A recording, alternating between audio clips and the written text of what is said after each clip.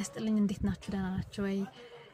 ግንቦት 3 በፈረንጆቹ አቆጣጠር ሜይ 11 የእናቶች ወር ወይም እናቶች ቀን ተብሎ ይታሰባል። እንግዲህ ሁሌ እንደምለው እኛ አንድ ቀን አይደለም ያለን፣ ሁሉም ቀን እኛ ነው የምንሰራበት የምንለፋበት፣ ለልጆቻችን ለሌሎች ሰዎች ሁሉ መልካም የምናደርግበት። አንዴ እናትነት ከሆነች በኋላ ብዙ ኃላፊነት አለባት ለልጆቿ ብቻ አይደለም ብዬ አስባለሁ።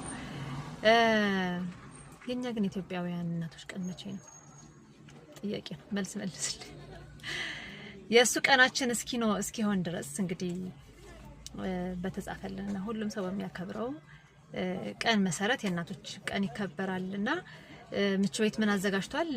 አንድ አበሻ ቀሚስ ለእናቶች ለአንዲት እናት የሚል አዘጋጅቷል። ሁሌ ነው ለቅርብ እናቶቻችን ለጓደኞቻችን እንኳን አደረሳችሁ ምናምን እየተባባልን ከማለፍ ባሻገር ለምን ዘለል ብለን ደግሞ በዙሪያችን ላሉ የበዓል ሰሞን አይደለ መቼም ቤታችን ብዙ አበሻ ቀሚሶች ይኖራሉና እኔ ቤት ብዙ አበሻ ቀሚስ አለ። አንዱን አበሻ ቀሚስ አውጥቻለሁ ለአንዲት እናት። እናንተም ደግሞ ያላችሁን አበሻ ቀሚስ ለአንዲት እናት በመለገስ የእናቶች ቀን ላይ እንኳን አደረሳችሁ ብንል መልካም ነው በሚል ነው መሰብሰብ ጀምረናል። በዚህ አጋጣሚ የኛ ቢሮ ሴምሲ አካባቢ ነው የሚገኘው፣ ቅዱስ ሚካኤል ቤተክርስቲያን አጠገብ ወይም ደግሞ ኢኮኖሚክ አሶሲዬሽን ጀርባ ጉጂ ሃይላንድ የሚባል ህንጻ ላይ ነው ያለነው።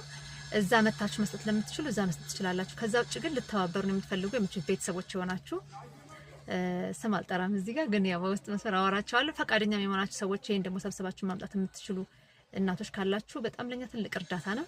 ለኛም ብቻ አይደለም ለምናስደስታቸው እናቶችም በጣም ትልቅ እገዛ ነውና አበሻ ቀሚስ ለአንዲት እናት መስጠት የምትፈልጉ በ0961 071007 ልትደውሉልን ትችላላችሁ።